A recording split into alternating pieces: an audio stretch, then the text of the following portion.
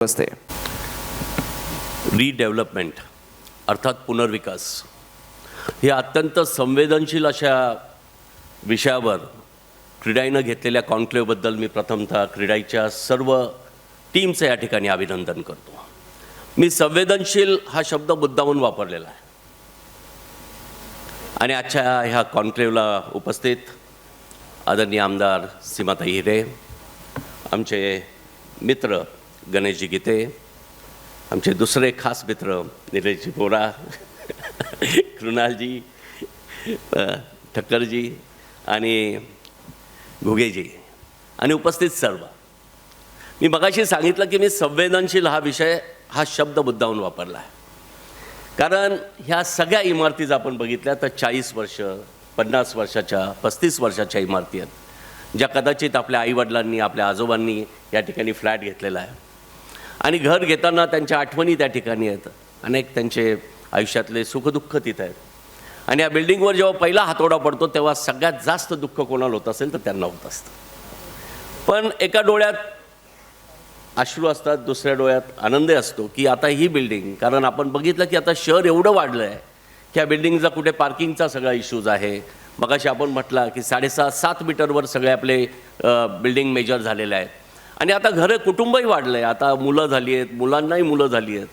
त्यामुळे आपण असलेल्या ठिकाणीच राहून कसं सगळं एकत्र कुटुंब राहता येईल असा एक आनंद असतो. परंतु मी मगाशी तुमचं अभिनंदन यासाठी केलं की रिडेव्हलपमेंट ह्या विषयामध्ये अनेक प्रश्न डोळ्यासमोर उभे राहतात. खरंच ही बिल्डिंग होईल का? आपल्याला नक्की किती FSI मिळणार आहे? आपल्याला जी रूम मिळते ती किती असेल? आपल्याला पार्किंग किती असेल?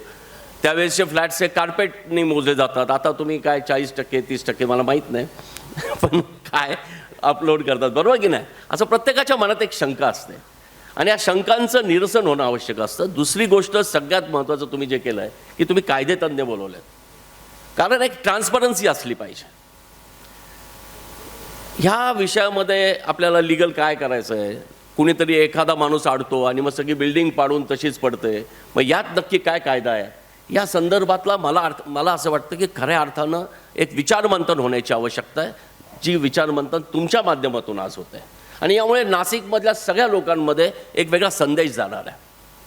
आपलं शहर तसं पण आपण जर बघितलं गंगापूर रोडला तर सगळा मध्यमवर्गीय आपला कुटुंब ह्या सगळ्या बिल्डिंग्समध्ये राहतात आणि प्रत्येकाच्या भावना मी म्हटलं त्या घरामध्ये आहे. त्यामुळे प्रत्येकाला रिडेव्हलपमेंट पाहिजे, पण ही रिडेव्हलपमेंट करताना आम्हाला गॅरंटी काय असेल असं प्रत्येकाच्या मनात भावना असतात.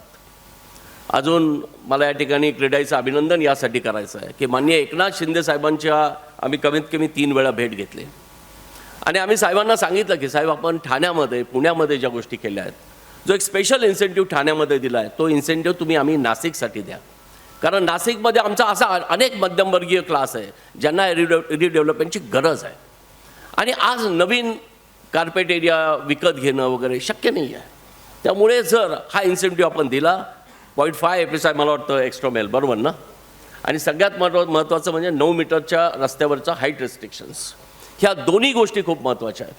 अर्थात आपल्याला माहिती आहे माननीय एकनाथ शिंदेसाहेब हे तळागाळातून वर आलेले नेते आहेत. आपला नवीन DCPR झाला त्यावेळेससुद्धा अनेक गोष्टी आपल्या शहरावर लादल्या गेल्या होत्या, पण त्यातून सुटका कोणी केली असेल तर ती मला वाटतं माननीय एकनाथ शिंदे साहेबांनी केली. आणि त्या दिवशी आम्ही उदयजी आम्ही सगळेजण साहेबांना भेटलो आणि साहेबांनी सांगितलं निश्चितपणे याच्यावर आपण पॉझिटिव्हली विचार करू. पुन्हा एकदा आपण सर्वजण नाशिकची टीम आपण साहेबांकडे जाऊ आणि मला खात्री आहे की माननीय एकनाथ शिंदेसाहेब नाशिकसाठी निश्चितपणे हा निर्णय घेतील, जो नाशिककरांना अत्यंत आनंदाचा निर्णय असेल. हा निर्णय झाल्यानंतर सुद्धा काय होणार आहे हे पण तुम्ही इकडे समजून सांगा. जेव्हा तुम्ही सांगाल तेव्हा की 500 स्क्वेअर फीटचा फ्लॅट असेल तर तो किती त्यांना मिळेल वगैरे. म्हणजे या निमित्तानं आपण एक जो महत्त्वाचा निर्णय नाशिकसाठी घेतोय तो सुद्धा मला वाटतं लोकंसुद्धा स्वयंस्फूर्तीनं तयार होतील रिडेव्हलपमेंटला या निर्णयामुळे. त्यामुळे पुनश्च एकदा क्रीडाईच्या सर्व टीमचं अभिनंदन आणि सर्व नाशिककरांना खात्री देतो की आपली वकिली आम्ही निश्चितपणे नगरविकास मंत्री म्हणून माननीय उपमुख्यमंत्री एकनाथ शिंदे साहेबांकडे करू आणि ते खात्रीनं नाशिकला हा न्याय देतील. धन्यवाद. जय हिंद, जय महाराष्ट्र.